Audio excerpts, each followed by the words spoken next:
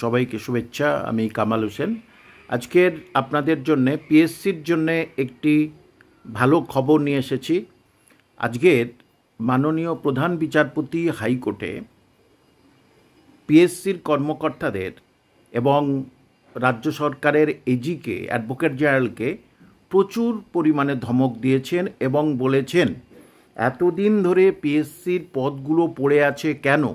বিশেষ করে তিনি উল্লেখ করেছেন জুডিশিয়াল সার্ভিস, ডব্লিউবিসিএস সার্ভিস পরীক্ষা,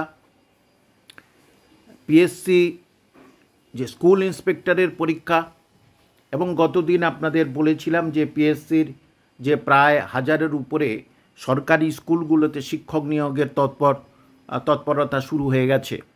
এছাড়াও যখন আবার বলেছেন গ্রুপ সিডি যখন পিএসসি থেকে কেড়ে নিয়েছেন, তাহলে ওই যে গ্রুপ সিডি লেভেলের যে সমস্ত শূন্যপদ পিএসসির যে সমস্ত দপ্তরে নিয়োগ করতেন, সেই সমস্ত দপ্তরে তাহলে কিভাবে নিয়োগ হবে সেগুলোই পরিষ্কার করে জানাতে বলেছে। এবং তড়িঘড়ি আপনারা জানেন নতুন একজন রিটায়ার্ড আইএএস তিনি সেখানে যোগদান করেছেন, মহিলা আইএএস, এবং তিনি সেখানে যোগদান করেই সঙ্গে সঙ্গে কলকাতা গেজেট পাস করে দিয়েছেন যে যাতে স্কুলের মানে সরকারি স্কুলের শিক্ষক নিয়োগ পরীক্ষাটা খুব দ্রুত হয়।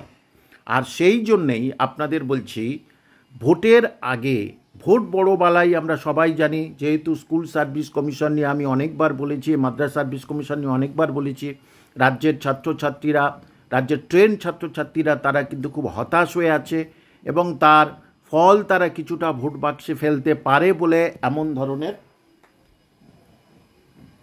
ধরনের কিছু কথাবার্তা আমরা শুনতে পাচ্ছি বা চারদিকে এরকম কিছু হচ্ছে।